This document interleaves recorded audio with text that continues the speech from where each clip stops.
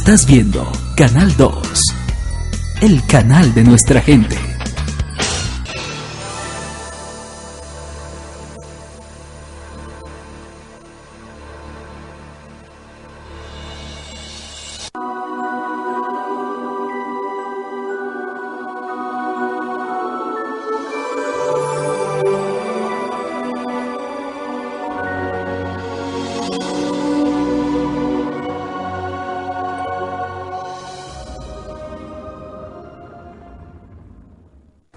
Amables televidentes, los saludamos desde el Canal 2, el canal de nuestra gente, en el programa Agenda Especial.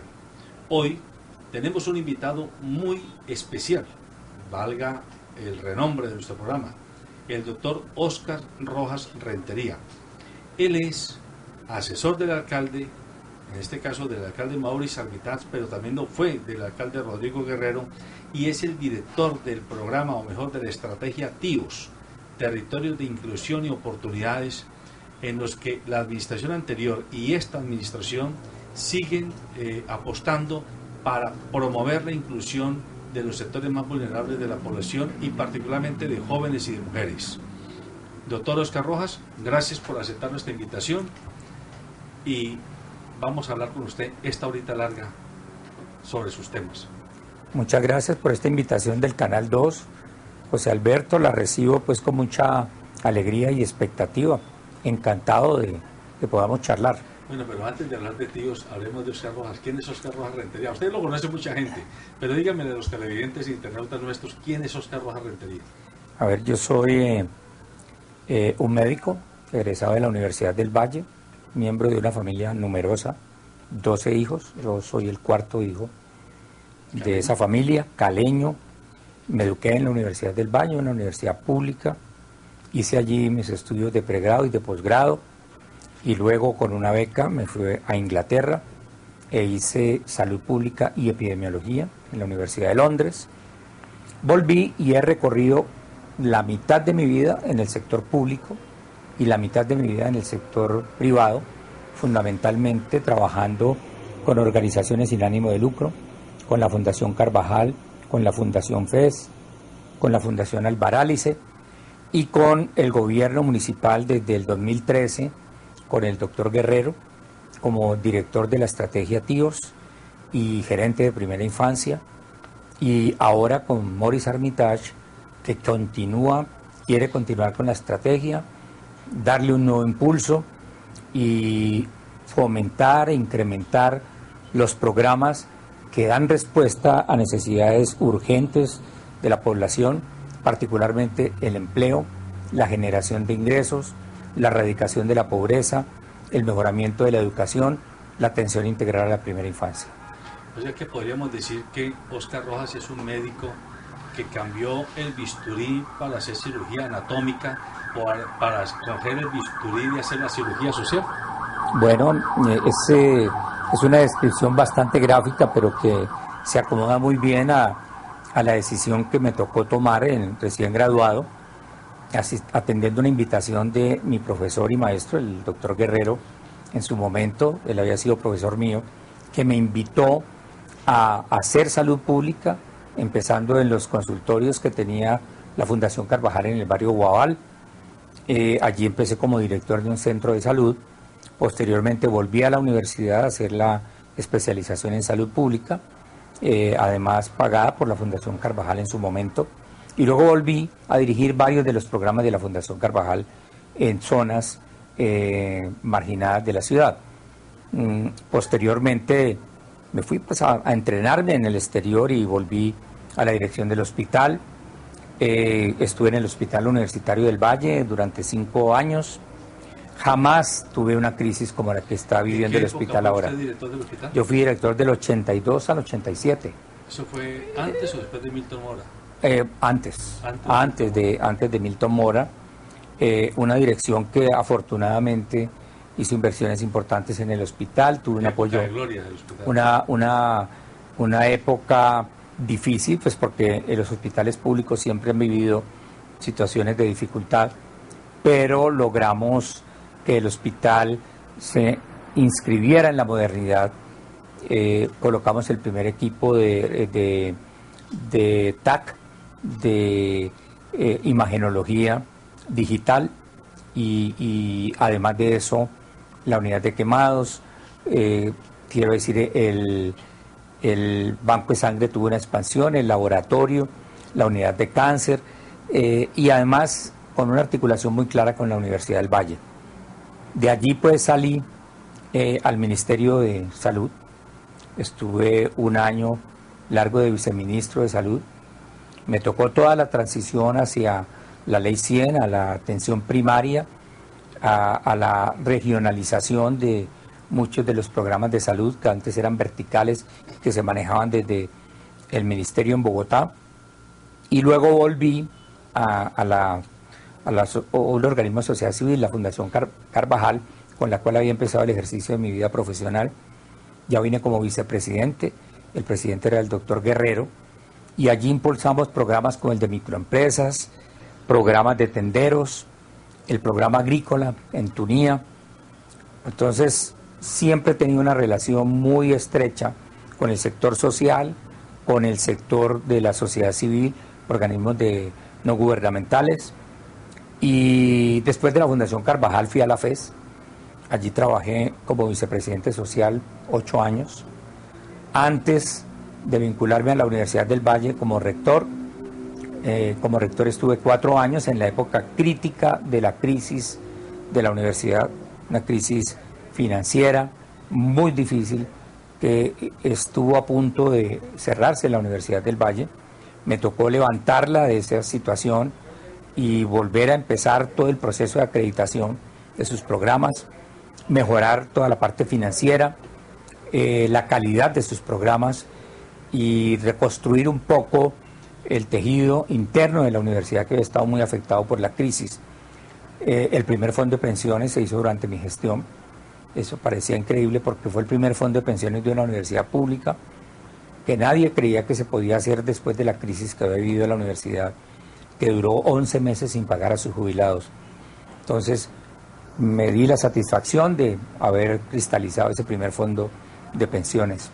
Doctor Rojas, usted que hace parte del grupo de dirigentes sociales e institucionales y empresariales que han tomado, digámoslo, la posta de la gobernabilidad de la ciudad para sacarla del ostracismo y del hueco en el que fue cayendo con los años, quienes vivimos la Cali de los años 70 y 80 cuando éramos muchachos, esto era una Cali hermosísima, obvio, era una ciudad mucho más pequeña, no estamos afectados por todas las incidencias del narcotráfico y de la guerra, pero usted es optimista con que volvemos a posicionar a Cali, volvemos a enrutarla para que sea esa ciudad acogedora, esa ciudad de convivencia cívica, que fue lo que me acuerdo mucho de Rodrigo Escobar Navia, cuando se impulsaba ese civismo donde los caleños hacíamos filas, donde los caleños no nos estropeábamos, donde nos respetamos y donde éramos una bandera en el país.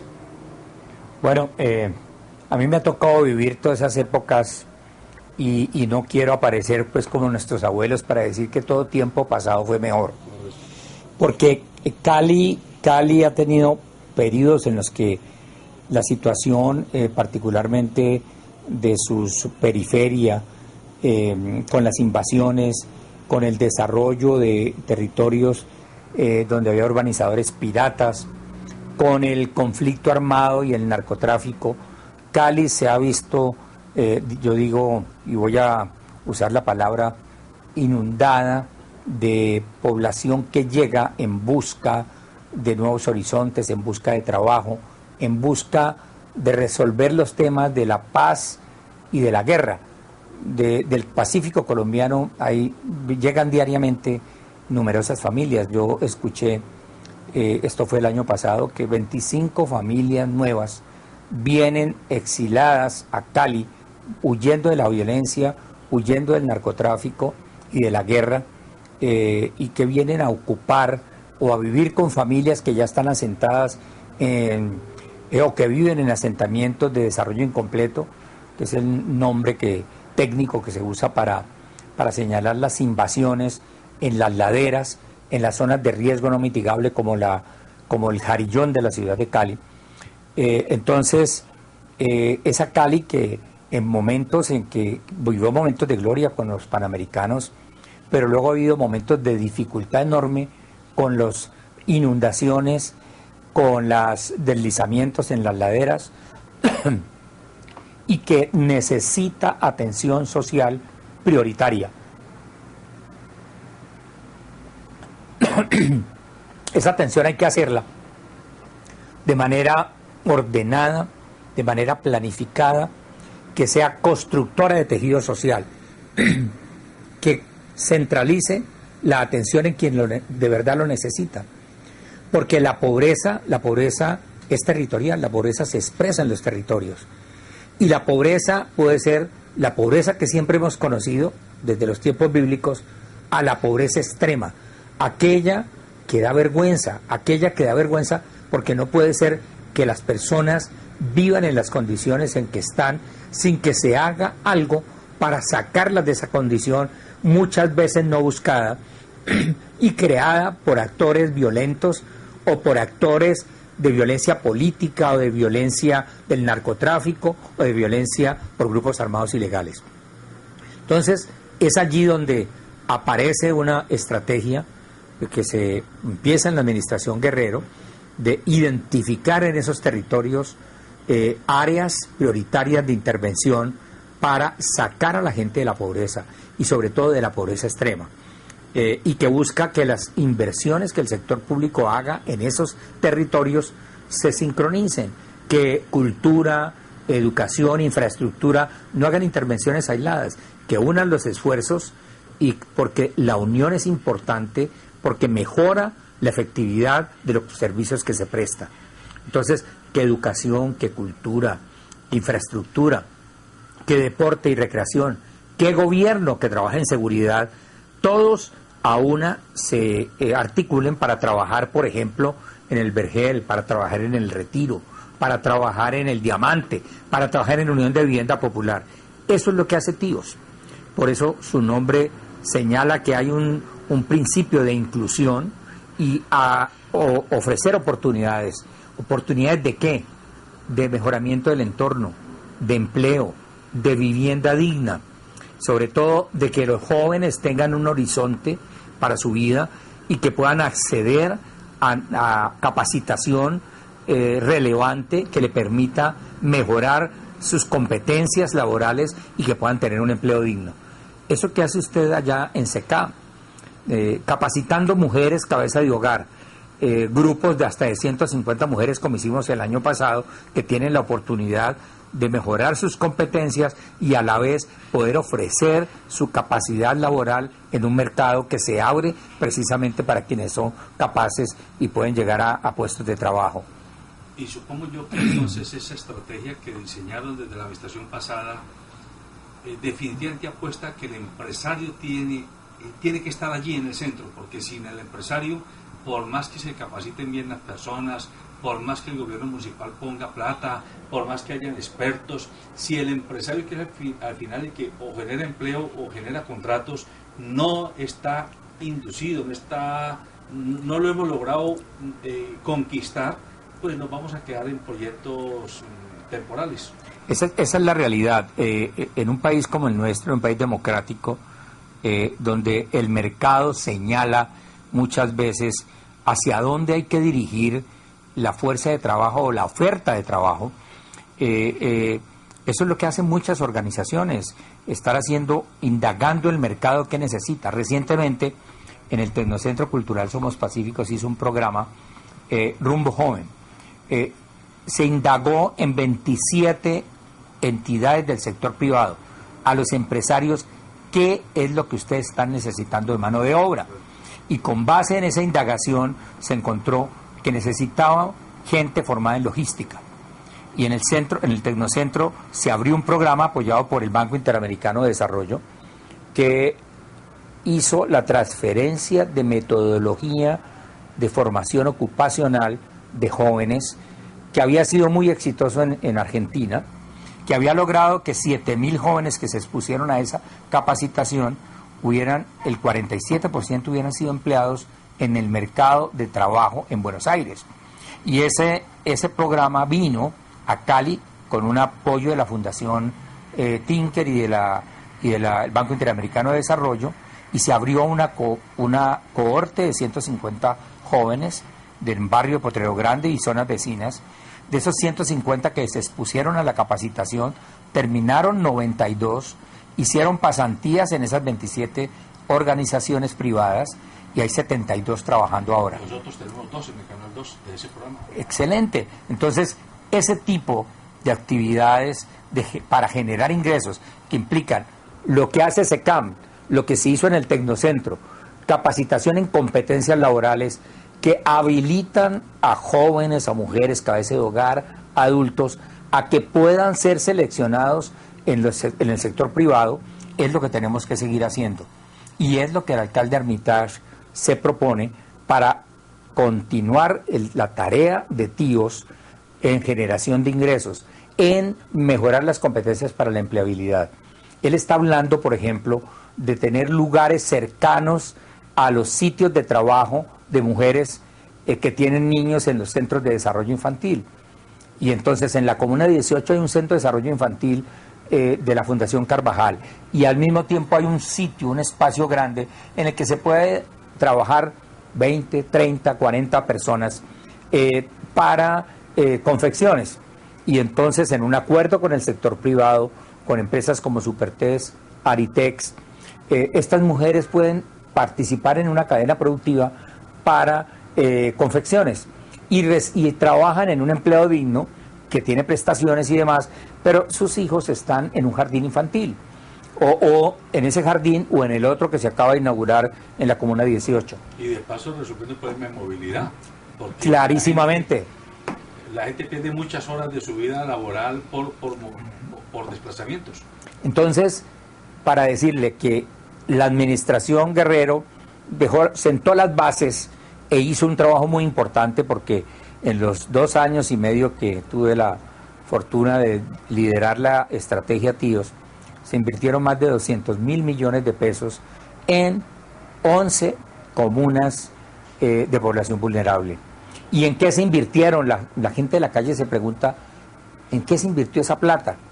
En centros culturales, en bibliotecas, en parques, en polideportivos, canchas que se habilitaron, en apoyar los colectivos de jóvenes en las comunas más difíciles, más violentas, en obras de infraestructura, en pavimentación de calles y en un programa que, además de mejorar el entorno, invierte en la población joven que tiene la oportunidad de trabajar, adoquines.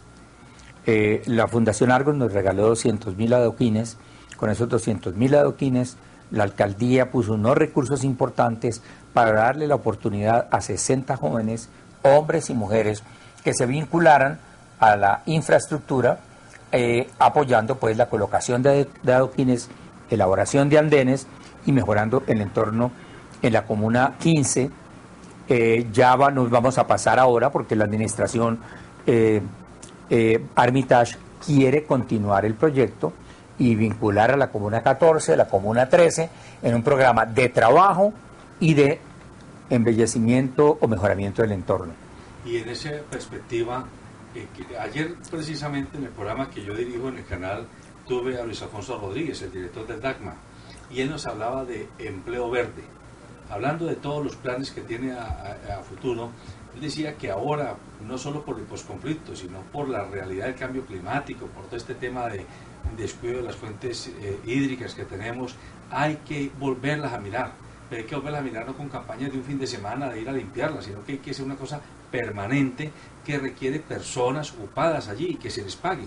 Además, usted, que es un hombre que ha conocido muchas ciudades y regiones del mundo, sabe que en Europa, en centro y norte de Europa, hay zonas donde el gobierno le paga a los campesinos porque cuiden el medio ambiente, porque cuiden las fuentes de agua, porque cuiden los bosques.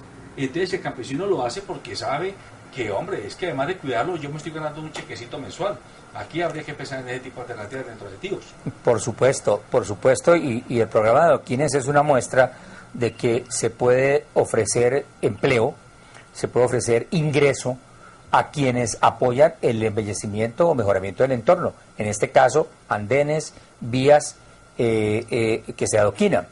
Pero al mismo tiempo este programa de favorecer no solamente la protección de las cuencas, la protección de las zonas verdes, utilizando recursos humanos de las propias comunidades. Es una de las estrategias del alcalde Armitage. Él dice que muchas de las obras que se contratan con externos, con el llamado outsourcing, se pueden hacer con gente de la comunidad. Cierto que juntas comunales, juntas de vecinos puedan adelantar trabajos dentro de su propia comunidad y a la vez generar ingresos. A mí me parece que esto es un planteamiento no solamente oportuno, sino muy sabio, porque dentro de las propias comunidades hay mucha riqueza, mucho talento, y igual ocurre para los temas de empresas culturales. La zona oriental de Cali tiene una población, un porcentaje de población de origen afro, de origen indígena, importante, sobre todo de origen afro, que guardan mucho la cultura y la tradición del Pacífico. Es riqueza en su música, riqueza en su literatura, riqueza en su cultura, que puede ser aprovechada. Y son experiencias que se están haciendo en este momento en el Auditorio Naranja, creo que queda en la Comuna 15. Hay un teatro que se ha habilitado y en ese teatro participan grupos de la propia comunidad, algunos de los cuales ya son empresa cultural. Y en el Tecnocentro ya hay pequeñas empresas culturales que se hacen para música, para baile, para danza, y que son conformadas en tamaño importante o grupos importantes de jóvenes y adultos de origen afro. Entonces, yo creo que aprovechar las oportunidades del entorno es algo que está inscrito en la campaña del alcalde Armitage y que quiere de verdad promover en el plan de desarrollo. Que vinculemos todas esas iniciativas de una manera organizada, de una manera clave para ofrecer oportunidades de empleo. Él está hablando de crear por lo menos 10.000 empleos. 10.000 empleos que se van haciendo con los 150 de SECAN, con los 300 que se pueden hacer en el Centro del Diamante de Don Bosco, con los bomberos, con el Centro del Cuero, de la Productividad del Cuero, que se pueden hacer con las confecciones, que se pueden hacer en metalmecánica, en soldadura. Es decir, yo creo que todos estos programas de generación de ingresos que se van a impulsar y que se van a continuar de la administración anterior, pero sobre todo que se van a relanzar en esta administración con recursos importantes, vale la pena señalar que se van a concentrar en territorios de población vulnerable, que son aquellos en los que se enfoca la acción de TIOS. Doctor Rojas, nosotros hemos tenido la oportunidad de conocer la Escuela de Música de CEPAS. A mí particularmente me parece que eso es un ejemplo vivo de lo que puede hacer el arte para rescatar al niño y al joven de las garras de la violencia, de la delincuencia y del ostracismo social. Ese tipo de modelos, ahora que el alcalde está hablando de que acá hay que ponerle vida nocturna, que hay que poner una vida nocturna que no sea solamente de consumo de licor y baile, sino también de cultura, ¿no podrían pensar ustedes desde TIOS estimular que hayan como mini escuelas de CEPAS que formen grupos, ¿por qué no sinfónicos? ¿Por qué no de percusión? Que puedan ir a hacer presentaciones en las discotecas, en los restaurantes, en los centros donde está la vida nocturna de los turistas y de los que habitamos aquí. Mire, el fin de semana pasado asistí a un matrimonio de la hija de María Eugenia Garcés, que se casaba con un ciudadano italiano, y ese matrimonio tuvo mucha asistencia de personas del exterior. Y tuve la fortuna de mirar, de escuchar un grupo que se presentó el 28 en la noche en el nuevo restaurante que se ha abierto en la hacienda del Bosque. ¿Dónde era Cali Viejo? Donde era Cali Viejo. Ese grupo es de la Comuna 21, un grupo de danza, de folclore, que tiene salsa y que tiene también danza internacional. Excelente presentación. Y un grupo musical de los que usted menciona, que existe en el Tecnocentro Cultural. Hay un grupo de presinfónica y sinfónica, compuesto por niños desde los 7 años y jóvenes, 18, 20 años, que tocan violín, cello, tocan clarinete, percusión, conga. exactamente. Y ese grupo, una vez que llevé visitantes extranjeros del Banco Mundial al oriente de Cali, a la Comuna 21, un grupo de niños y jóvenes les dio un concierto de Mozart. Allí hay un grupo que auspicia la alcaldía, porque la Secretaría de Cultura apoya ese proyecto del Tecnocentro Cultural Somos Pacífico, y se fueron sorprendidos de escuchar Mozart en una comuna como la Comuna 21 de Cali. Pero hay otro grupo que se llama Notas de Paz, promovido por la fundación, una fundación privada de los Escarpeta, de la familia Escarpeta, que también está conformado por niños de las comunas de Agua Blanca, que también es exitosísimo. Lo que hace el Centro Cultural de CEPAS es extraordinario. Entonces uno tiene que resaltar el esfuerzo que se hace. De CEPAS es apoyado por el Ministerio de Cultura. Tecnocentro Cultural se construyó con apoyo del Ministerio de Cultura, con apoyo de la Secretaría de Cultura y con el apoyo privado. Entonces, muchos de esos esfuerzos, como el que usted hace en SECAM, SECAM es una entidad sin ánimo de lucro que es privada. Entonces, y los recursos públicos en manos de organizaciones privadas con competencia, con transparencia, con honestidad, multiplican esos recursos públicos. Usted consigue recursos de cooperación internacional, la alcaldía pone recursos propios, y esa sinergia permite que SECAM siga cumpliendo una tarea social que es su misión y que la alcaldía también la cumpla. Entonces, ese tipo de acciones, de alianzas público-privadas, se van a continuar apoyando desde la alcaldía como parte importante de la estrategia TIOS, de Territorios de Inclusión de Oportunidades. Ayer vino la Fundación Bolívar de Vivienda a hablar con nosotros, con el alcalde, conmigo, y nos han ofrecido apoyar proyectos de convivencia, de seguridad, de generación de ingresos.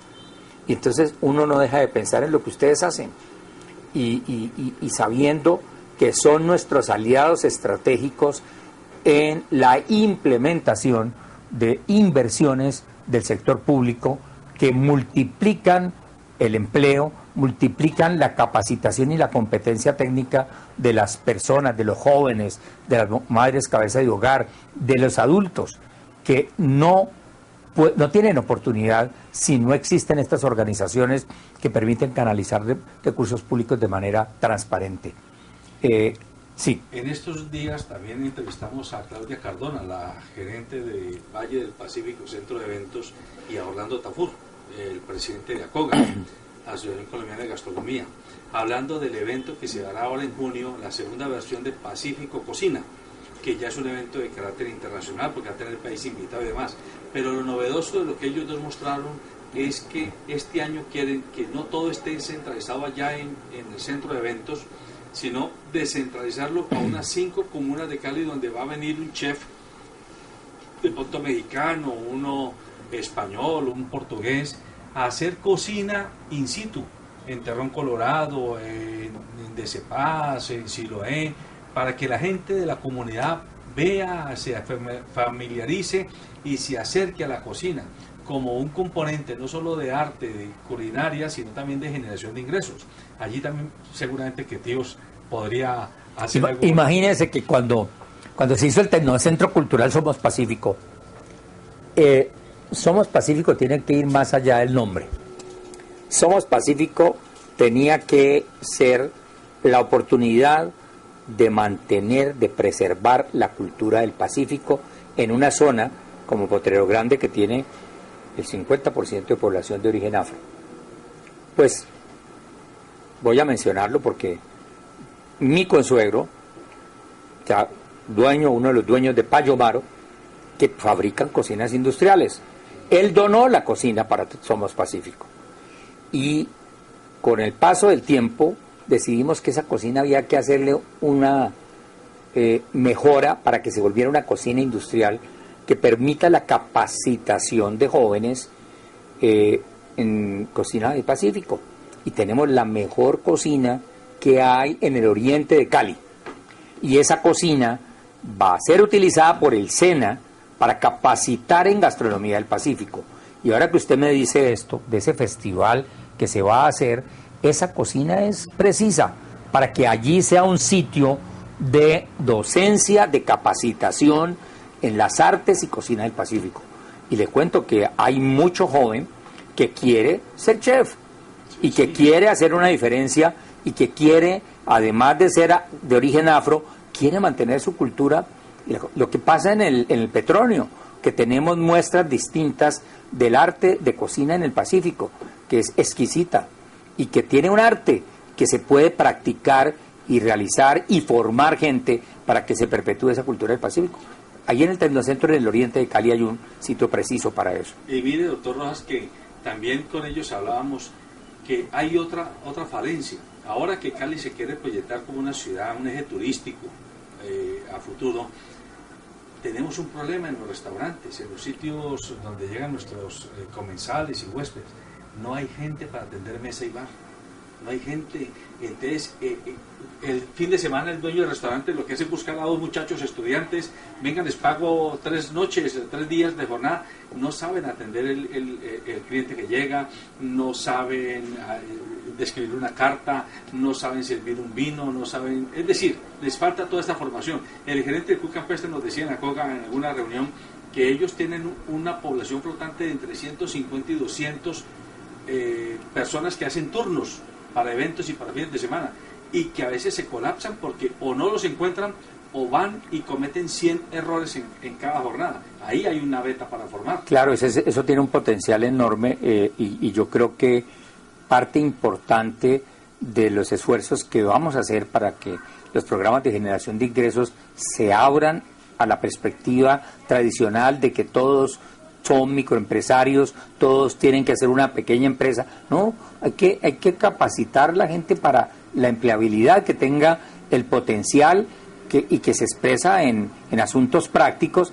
Por ejemplo, mesa y bar, gastronomía del Pacífico, son una fuente importante de ingresos para los jóvenes y son carreras dignas absolutamente y además productivas. La otra línea, los DJs ahora se puso de moda, que entre otras cosas en la celebración de ese matrimonio, que era muy elegante y demás, no solamente hay una orquesta con un cantante que trajeron un puertorriqueño que trajeron de Nueva York, pero también el DJ era espectacular, y eso creo que era caleño, y hubo dos, uno caleño y otro importado, pero esa es otra profesión. Tengo una familiar que se formó como DJ en Barcelona y ahora trabaja en la Unión Europea, en Alemania. Entonces uno va mirando que en el horizonte del empleo y en el horizonte de la generación de ingresos hay muchos campos inexplotados que pueden ser explotados con este propósito que se ha puesto el alcalde Armitage de crear empleos, de mover todo el tema de generación de ingresos y de hacer que en las comunas de Cali haya prácticamente las oportunidades para esa capacitación, esa empleabilidad y mejorar los ingresos. Bueno, y mirando, sigamos como recorriendo posibles oficios y ocupaciones de la gente. Habría otro que también hay que explorar, el bilingüismo, porque este bilingüismo claro, hay que bajarlo de nivel, de estatus socioeconómico, quiero decir, para que los muchachos de Agua Blanca, de Siloé, de Terrón Colorado, de Alfonso López, etcétera, también aprendan. Y ahí hay una beta de trabajo de docentes, de personas que estén trabajando ya no solo para que aprendan el inglés acartonado escolar, sino el inglés fluido del mundo cotidiano, para que se puedan ir desenvolviendo. Ahí también. Qué bueno que usted toca ese tema. Hace un año largo, teníamos que defender en la asamblea del Club Campestre la contribución que cada socio del Club Campestre iba a hacer para la construcción de un centro de desarrollo infantil en la Comuna 18. La Comuna 18, muchos de los televidentes saben, queda arriba del Club Campestre, Y en el Club Campestre hay una cantidad de jóvenes y adultos que prestan servicios no solamente para la gastronomía y restaurante y bar, sino también para Cádiz, del golf, boleros, del tema de tenis, piscina. Y la manera de vender la idea a los socios del Club Campestre es que iban a hacer una tarea social con las madres y con los hijos de muchos de ellos que viven en la Comuna 18, aportando a la construcción de un centro de desarrollo infantil para dar atención integral a los niños de 0 a 5 años dentro de la Estrategia Nacional de 0 a Siempre, que vale la pena mencionar que es una estrategia muy bien pensada, muy bien conceptualizada, que yo diría que ha revolucionado el tema de atención integral a los niños de 0 a 5 años, considerando que es la etapa crítica del desarrollo infantil, en el cual se desarrolla mucho del sistema neuronal que se hizo durante el embarazo y la concepción y demás durante esos 9 meses, pero que además se tiene que aumentar las conexiones neuronales, etcétera. Como médico le estoy hablando en esos términos porque esa etapa es importantísima para el desarrollo de los niños. Y atención integral significa que se les da no solamente el cuidado, se respetan sus derechos, se establece el juego como un creador y motivador del desarrollo de ese sistema creativo de los niños. Además de eso, se hace la seguridad nutricional, la seguridad alimentaria con las comidas balanceadas perfectamente. Entonces había que presentarle a los socios del club la ventaja de lo que significa pues esa atención integral y el derecho que tienen los niños de ser atendidos integralmente. Entonces con el alcalde Guerrero pensamos cómo los vamos a impresionar, qué les llevamos, y con el secretario de Educación del momento decidimos llevar un joven, un muchacho y una joven que están en el programa Go Cali, que es el programa de bilingüismo, y que les hicieran la introducción al tema del Centro de Desarrollo Infantil en inglés. Y llevamos a estos jóvenes y lo hicieron. Usted no se imagina el efecto de demostración que tuvo eso. Entonces, lo vamos a aterrizar a la hora.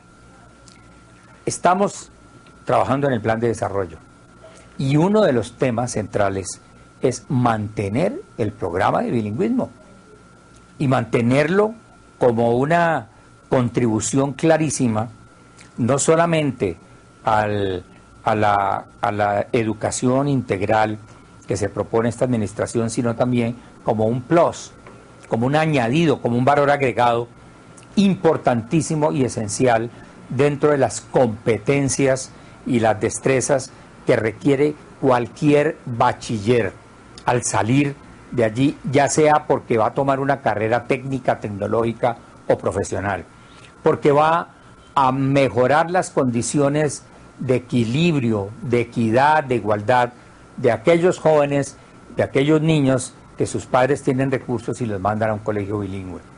El bilingüismo empieza a ser una necesidad y no un privilegio. Claro, y que ya no va a ser ni siquiera bilingüismo, sino trilingüismo. Porque yo me acuerdo, yo tuve la oportunidad de conocer un centro de desarrollo tecnológico en el País Vasco y me decía el director de ese centro que era condición del estudiante, que lo era mandado por una empresa, era un trabajador que lo mandaba a la empresa a formarlo. Pero esa persona, además de saber su oficio, tenía que saber inglés, mandarín, alemán y japonés.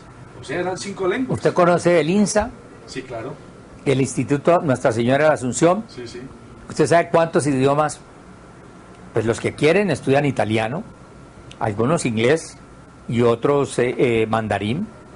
Y bueno, el padre Amico ha hecho una tarea extraordinaria con su comunidad. ¿Y qué tal tomar ese prototipo para que no sea bilingüismo solamente de inglés, sino, bueno, usted quiere estudiar mandarín? Yo creo que en eso uno tiene que ser, el gradualismo aplica. Ajá. Sí, yo creo que uno diría que el esperanto ya pasó su cuarto de hora y que el idioma universal se está imponiendo el inglés.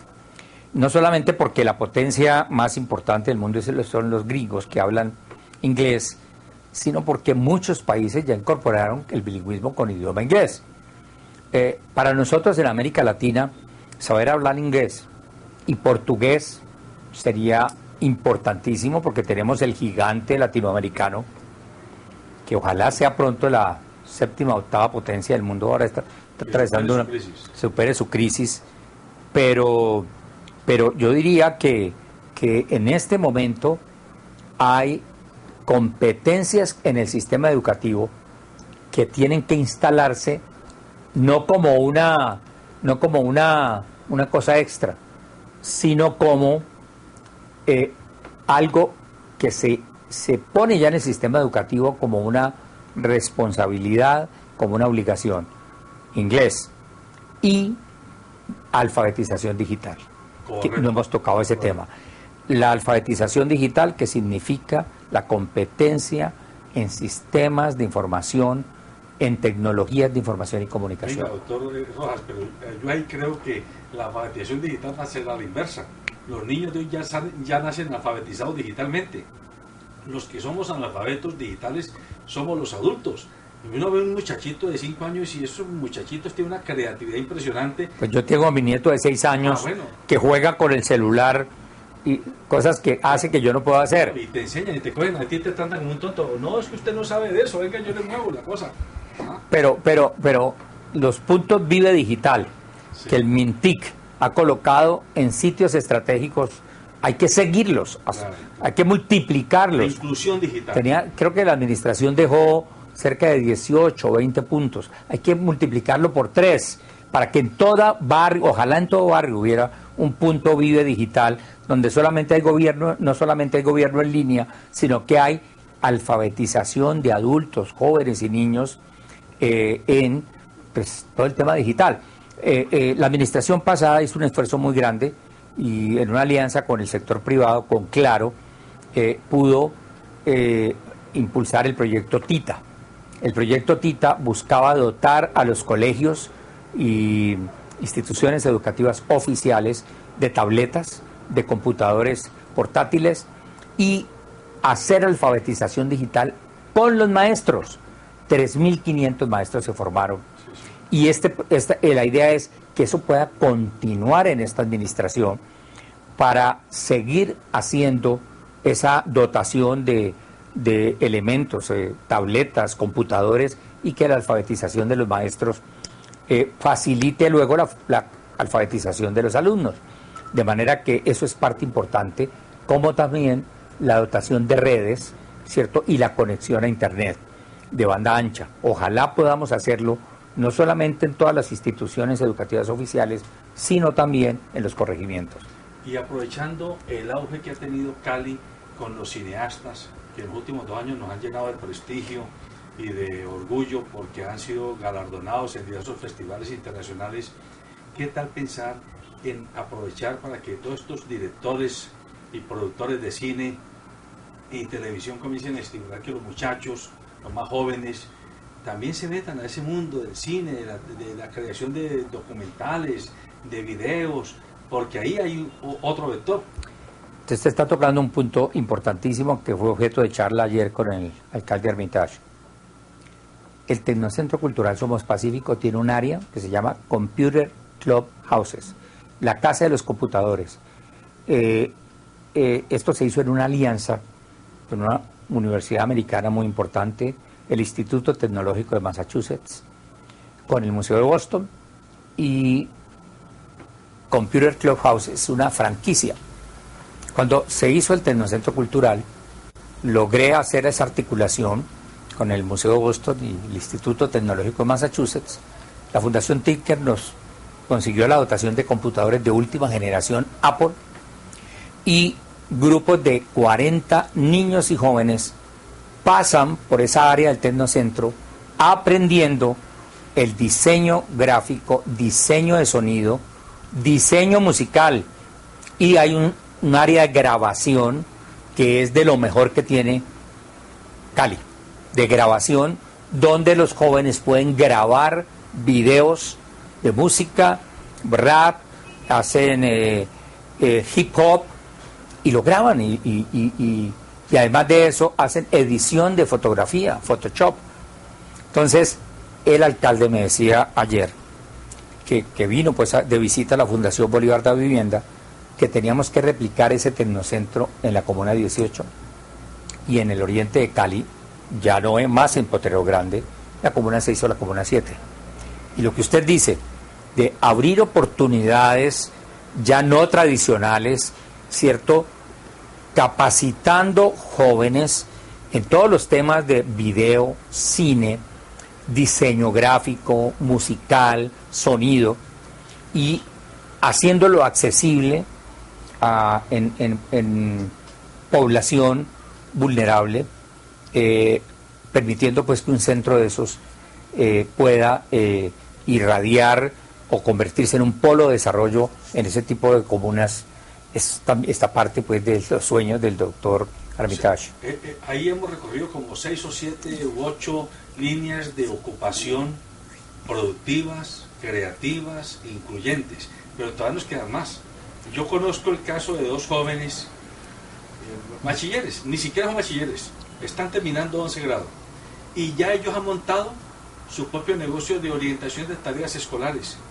Uno de ellos tiene 3 niñitos, se los llevan, o él va a la casa donde lo contratan para que vaya 2 o 3 veces por semana a dar un refuerzo de matemáticas, a dar un refuerzo de idiomas, a dar un refuerzo de física, y se ganan unos pesitos. ¿Qué tal montar una escuela de formadores, o mejor, de reforzadores escolares?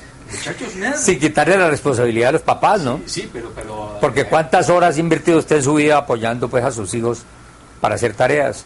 Y lo mismo me pasó a mí, ayudar a los hijos a resolver tareas a veces sí, pero como hoy casi imposibles de resolver por los adultos. Pero casi todos los muchachos ya están solos porque los papás están fuera de casa. Es verdad. Quizás ahí podría haber otra beta. Bueno, pues es que el mundo virtual ha tenido una influencia enorme en el desarrollo de lo digital, de las redes y demás. La revista Semana de esta semana trae la historia de un grupo de jóvenes, creo que son 2, 3, que han hecho un programa de asesoría virtual para hacer mercado. Entonces usted, como se dice ahora, postea su lista de mercado y hay quien la compra por internet y se la hace llegar a su casa. Entonces, este tipo de negocios del mundo virtual ha creado una serie de oportunidades. Pues una de esas, ¿qué tal? Tener asesores, pero eso exige la comunicación y la conexión de internet, y pues la banda ancha ya se volvió una necesidad. Que la mayoría, pues muchos de los hogares que tienen internet ya lo tienen con banda ancha. Entonces son oportunidades que aparecen en el mercado y que dan la pauta para que se puedan hacer programas no solamente de generación de competencias, sino de apoyo escolar y al mismo tiempo de generación de ingresos y de empleo, con una sofisticación que uno a veces no se imagina. Así es. ¿Y qué tal pensar, entre otras, para quitarle la tentación a todos esos grupos de gentes que hacen cosas indebidas con la salud humana? Hablemos del cuidado personal.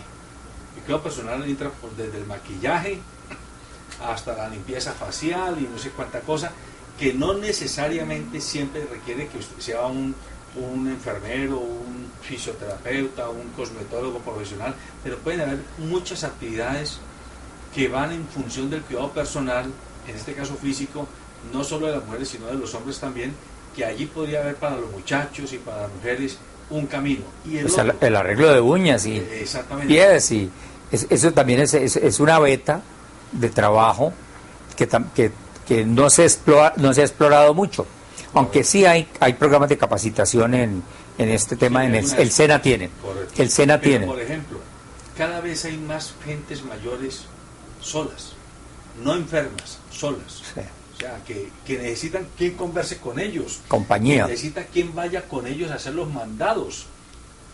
Yo conozco, en el caso mío, mi mujer acompaña a una vecina que le llama, mira, yo quiero ir a tal parte, acompáñame. ¿Qué tal formar jóvenes y mujeres dedicadas con un protocolo, con un formato muy claro, que a esa persona que está sola y que tiene la posibilidad de pagar, pague porque la acompañen un día, porque la acompañen a un centro comercial, porque la acompañen al médico? Ahí hay también otro camino de negocios. Bueno, no solamente para compañía, hay mucha hombre y mujer con capacitación en cuidados de enfermería. Los adultos mayores no solamente pueden necesitar hombres o damas de compañía, pero también de cuidados en casa. Y yo conozco dos grupos que trabajan con este tipo de organización, que proporcionan empleo que se paga más allá del mínimo a personas que van a las casas a hacer cuidados de enfermería de pacientes que no se pueden valer por sí mismos, que tienen, por ejemplo, enfermedades como esclerosis lateral amiotrófica, cáncer en estado terminal, aún para aplicación de medicamentos y demás. Y eso también es una fuente de empleo. El SENA también tiene eso. Es que yo creo, y estamos llegando al punto en el que necesitamos aprovechar más la capacidad instalada del SENA. Y su capacidad instalada no solamente por acaban de abrir el año pasado un centro de formación y capacitación en Agua Blanca, en el Pondaje. Y el nuevo director regional del SENA tiene toda la buena voluntad. El alcalde Armitage lo está citando para una reunión en la que nosotros, todos los asesores y secretarías, vamos a mirar en conjunto cómo podemos ser apoyados por el SENA. El SENA, que tiene una misión clarísima de formar, de capacitar, de asesorar en la búsqueda de empleo también a muchos jóvenes, y creo que lo tenemos que aprovechar mejor. Y todo este tipo de programas tienen una salida en el Servicio Nacional de Aprendizaje. Y allí viene otro punto, doctor Rojas, que por lo menos uno se pregunta, hay tanta institución educativa de nivel profesional, de nivel tecnológico, técnico, que hace una cantidad de ofertas al mercado que terminan siendo una frustración anunciada. Entonces uno se pregunta, ¿no hay mecanismos para exigirle a las universidades, a las instituciones tecnológicas y técnicas, que tengan unos índices mínimos de ocupación, de que el egresado, el 40%, el 30%, el 50% de los egresados en la vuelta de 2 años estén ocupados realmente o haciendo un emprendimiento? Porque si nosotros vuelve un negocio de tener a la gente en un aula escolar sin que haya responsabilidad por lo que va a pasar en el futuro ocupacional de esa persona. Yo creo que usted me toca un tema que me tocó vivir cuando fui rector de la Universidad del Valle, y es el llamado continuo a las unidades académicas para que los programas de profesionalizantes y aquellos técnicos y tecnológicos que se ofrecían en la Universidad del Valle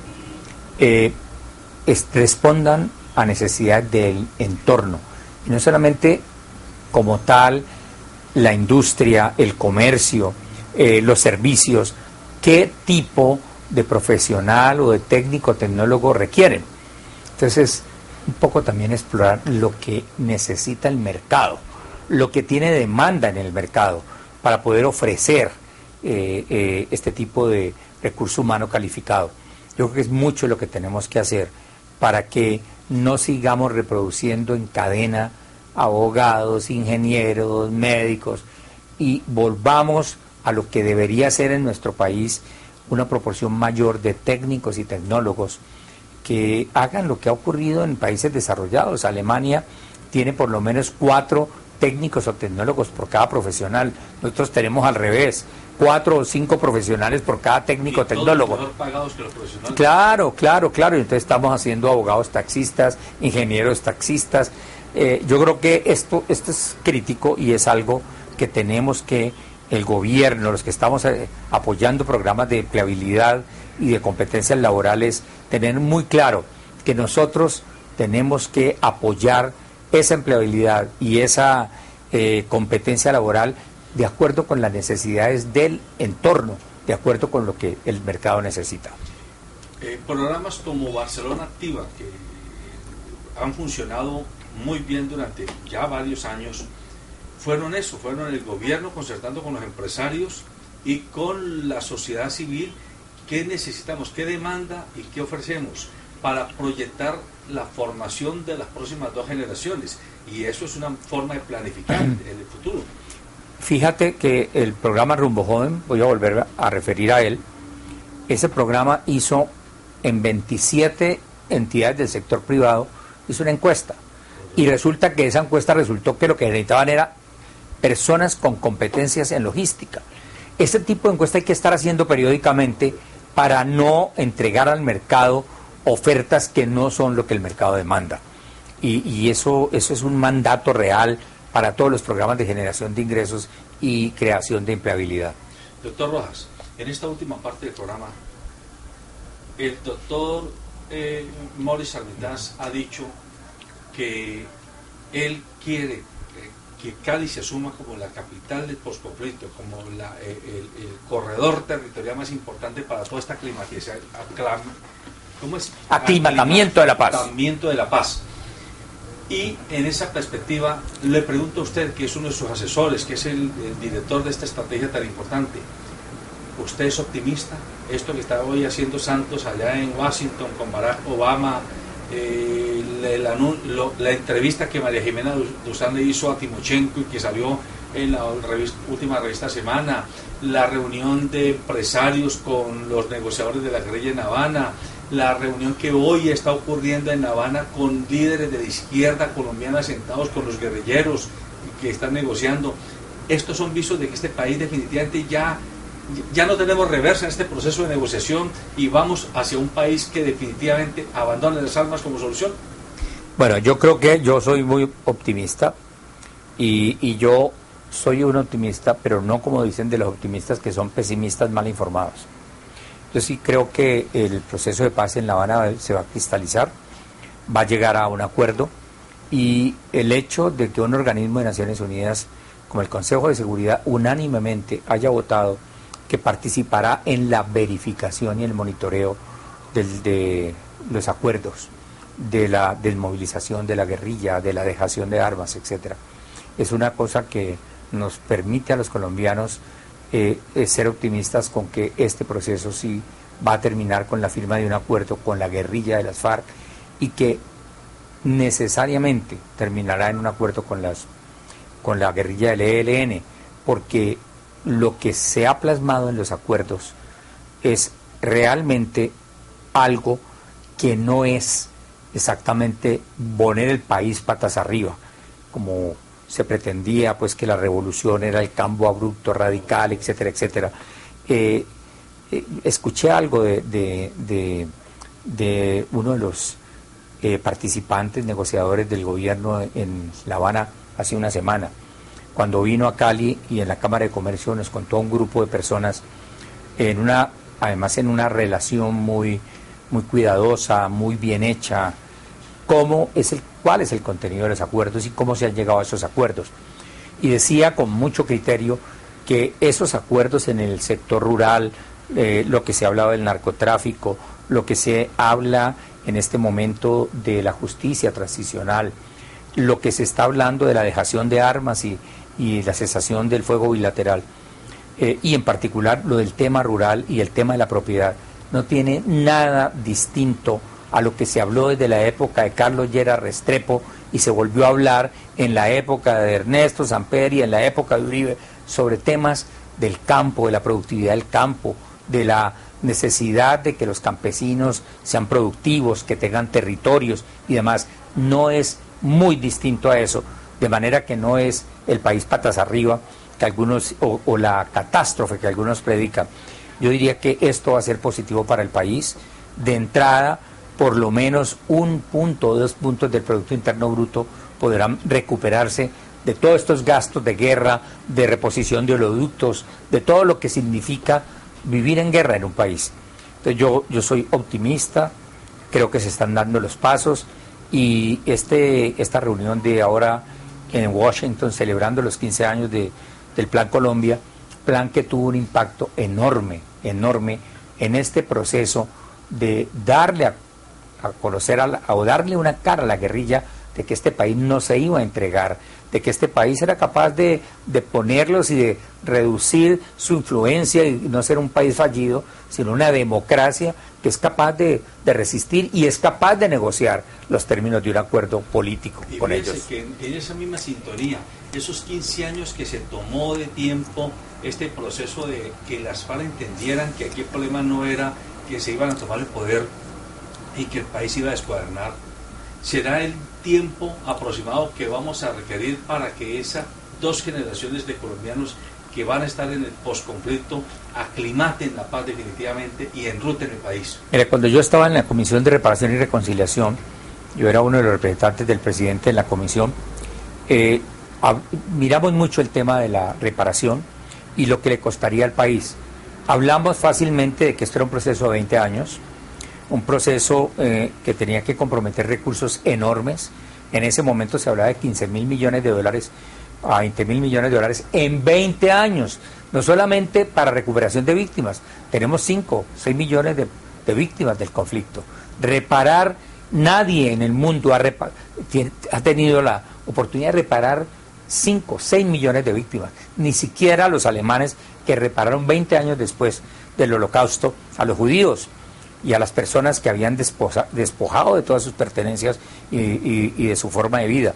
Entonces, este es un proceso que va a comprometer nuestra generación y la que viene, pero que va a tener unos beneficios extraordinarios sobre el país y que lo van a ver muchos de nuestros hijos y nietos, y que afortunadamente creemos que este año se arregla con las FARC y creemos que más temprano que tarde se debe arreglar con el ELN, también en este año o en el primer semestre del año entrante. Bueno, y en ese marco, en todo ese escenario que se ve venir, Cali como ciudad-región, tíos, ¿qué tiene que hacer en ese concepto de Cali como ciudad-región para el norte del Cauca, para el sur del Valle, para que no se nos siga acusando de que la gobernación del Valle solo gobierna para Cali desde Cali, a todos los otros municipios, y para que no se nos acuse de que Cali es egocéntrica y que todo lo quiere mirar es hacia su ombligo y que no mira que somos una región territorial? Bueno, la alcaldía tiene jurisdicción sobre Cali y los 15 corregimientos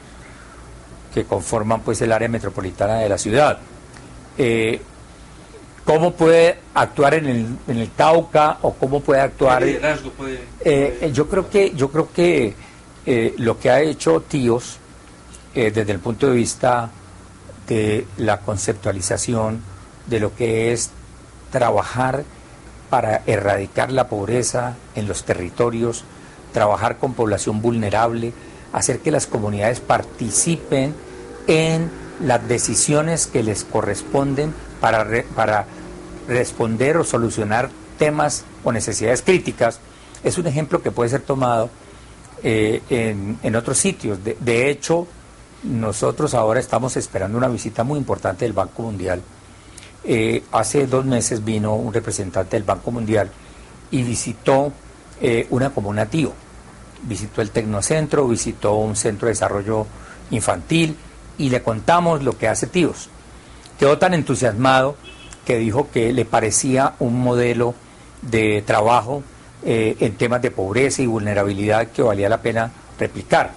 Y entonces ahora a finales de abril se viene con una misión de 22 personas del Banco Mundial a tener un retiro de una semana trabajando con nosotros, con los secretarios de la alcaldía, mirando lo del plan de desarrollo, abordando 6 temas que son, valga la mención, similares a los que el alcalde Maurice Armitage ha tomado como prioridades. Es que parece mentira, pero el señor que viene liderando esa misión dice que ellos vienen a trabajar temas o proponen los temas de trabajo con población afrodescendiente, con población indígena. Está en el programa de gobierno del alcalde. Temas de género, el tema de la mujer, género, es otro tema del plan de desarrollo. Crimen y prevención de violencia, o sea, convivencia, seguridad y prevención de violencia. Preparación para la paz y el posconflicto. Hay un asesor de posconflicto. Óscar Gamboa es un asesor de posconflicto. Reasentamiento, todo el tema del Jarillón.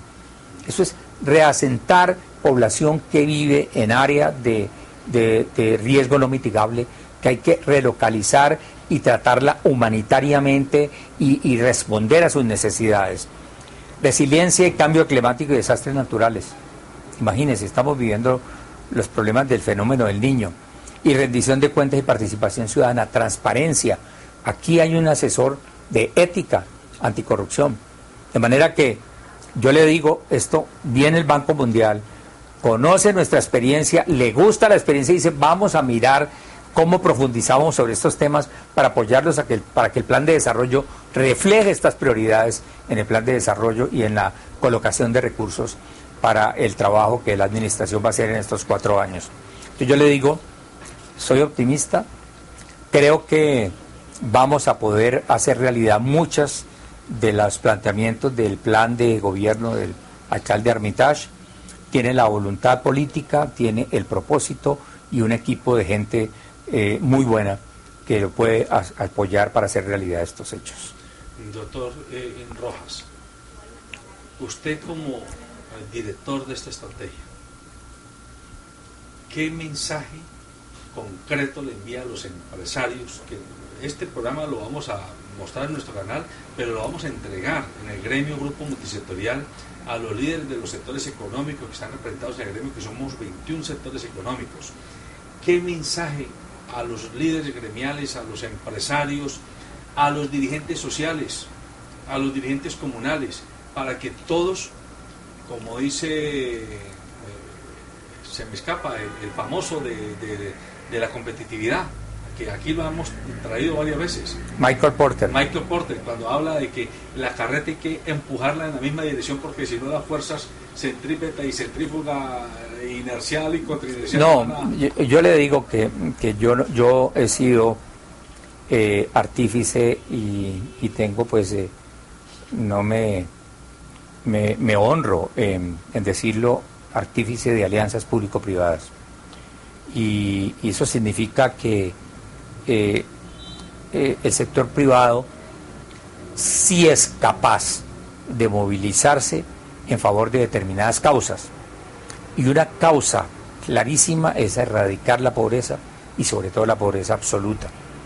Y las estrategias como la de Tíos de acercar el gobierno a las comunidades, apoyarse en las propias comunidades para resolver problemas que han sido ancestrales, que no se han resuelto en educación, en cultura, en recreación, en entorno, vías,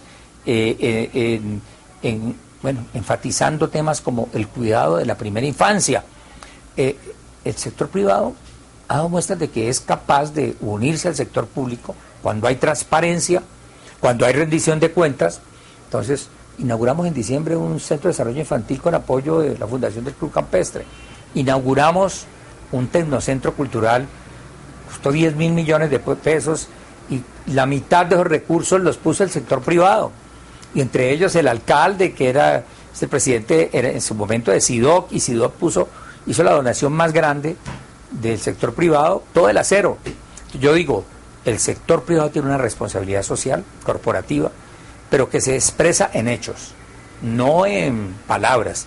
Y los hechos son la cristalización de alianzas público-privadas que pueden favorecer el empleo, ¿cierto? La formación y competencias laborales, que pueden favorecer las obras de infraestructura que tengan que ver con dotar a las comunidades de cultura, de educación.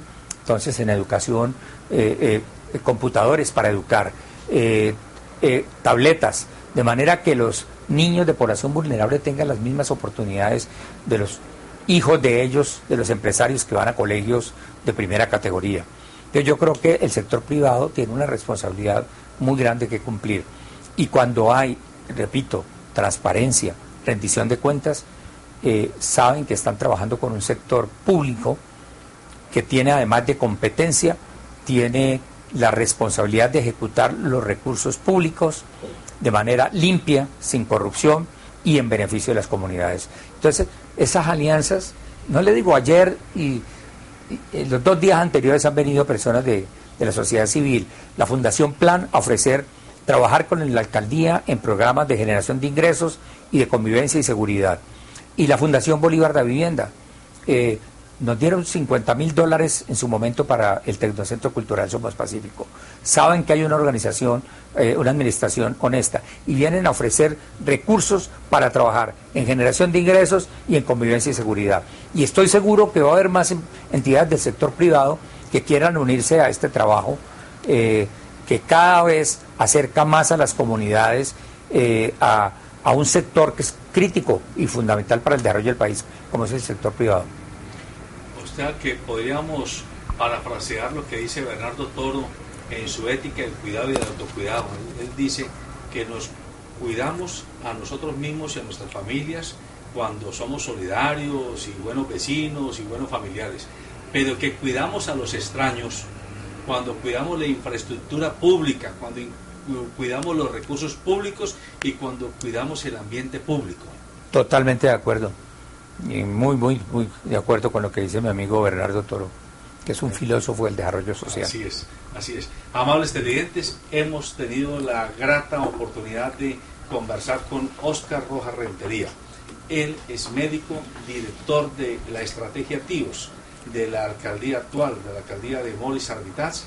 Viene de trabajar con la alcaldía de Rodrigo Guerrero y ya nos pudo poner sobre la mesa no solo qué han hecho, sino qué se pretende seguir haciendo en estos próximos 4 años de la nueva administración para que Cali juegue un papel de ciudad incluyente, porque hoy el problema es de inequidad, el problema es de exclusión, el problema es de corrupción, el problema es de impunidad, y tenemos que trabajar ustedes y nosotros, el sector social, el sector privado y el sector público, todos a uno, para que Cali sea una ciudad ejemplo y motor de lo que será la Colombia del siglo XXI que está comenzando en el año 2016.